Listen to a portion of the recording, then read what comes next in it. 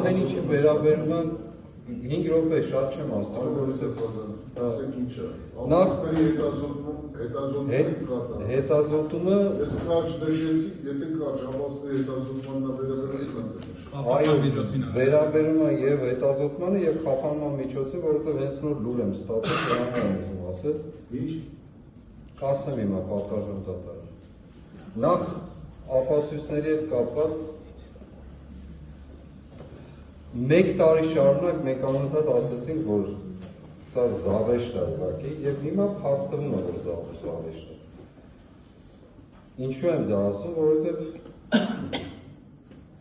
որքան ես լսեցի, հասկացա, փորձաքննությունը նշանակվել զենքերի, զինամթերքների, չգիտեմ ինչերի համար, բայց ամենակարևոր ապացույցները եւ այդքան էլ ծախս դուք արձանագրեցիք, թե ով է տալու ծախսը, չգիտեմ։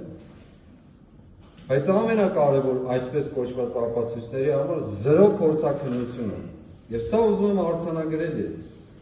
Զենքի, զինամթերքի եւ այլն մարդկանց օրինական կրելու իրավունքի վերաբերյալ փորձաքննություններ են նշանակվել հսկայական ծախսեր, լավ ու չես բերել, Խալցիջան։ Ուրեմն փորձաքննություն է նշանակվել, բայց 1 տարի շարունակ մենք խոսում ենք այսպես կոչված ամենահիմնավոր ապացույցների մասին, որոնք են այսպես կոչված ձայնագրությունները, ել են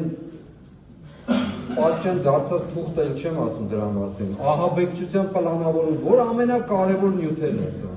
բացարձակ ոչ մի փորձաքննություն։ Հիմա դուք դատավորն եք, մտածում եք այդ մասին, չէ, ինչու են այս զենքերի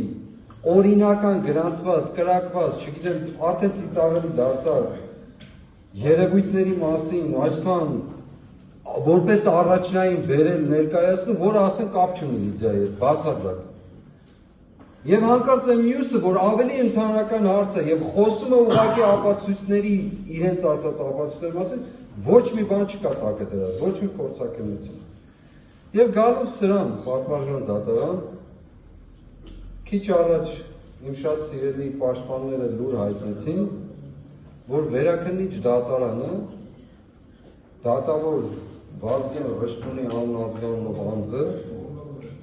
որոշել է իմ կալանքը փոխել տնային կալանքի, որին մենք բացարձակ չենք դիմել, Վազգեն Ռշտունի, դատավոր Վազգեն Ռշտունին ես հիմա ասում եմ, որ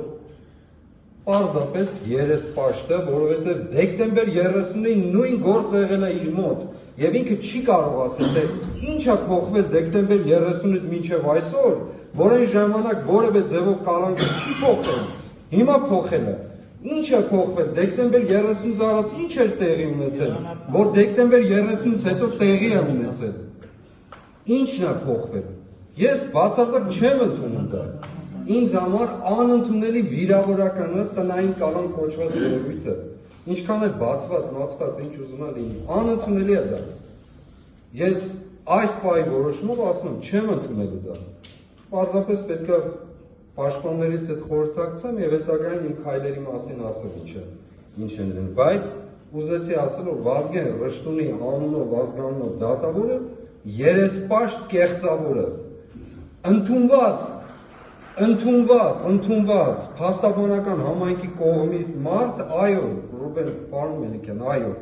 դեկտեմբեր 30-ին նա հնարավորություն ուներ կալանք փոխելու, չի փոխել եւ հիմա չի կարող բացատրել, թե ինչ է փոխվել։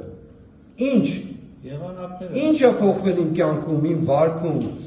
ընդհանուր process-ից, ինչ է փոխվել, որ դեկտեմբերից 30-ից առաջ չկար։ Ոչ մի բան չի փոխվել։ Այո, ես ասում եմ ամենայն պատասխանատվությամբ։ Այս դատարանը ավելի ազնիվ է, որովհետև ցույց է տալիս, որ ուղղակի իր գործողություններով, որ ինքը անում այն ինչ որ անում է։ Վերջ։ Եվ սա կներեք, ներողություն, փակում եմ։ Չեմ վիրավորում։ Ասում եմ մեր երկրում պատվարժան դատարան, մեր երկրում ճշմարտությունը եւ արդարությունը պետք է տեղ ունենա։ Ոչ թե նպատակահարմարությամբ գործեն։ Ինձ սա սպանում է իմ կյանքում։ Չի կարող լինել նման բան։ Չի կարող լինել։ Եթե չկա ճշմարտություն ու արդարություն, ոչ մի բան չկա դրա տակը դրված։ Եվ ես չեմ նեղվում ոչ մի բանից, բայց նեղվում եմ դրանից, այդ երեսպաշտության երևույթից, կներեք։ Երկրորդը, ժողովուրդ ջան, հունիս 7-ին Սուրբ Էջմիածնի տոնն է,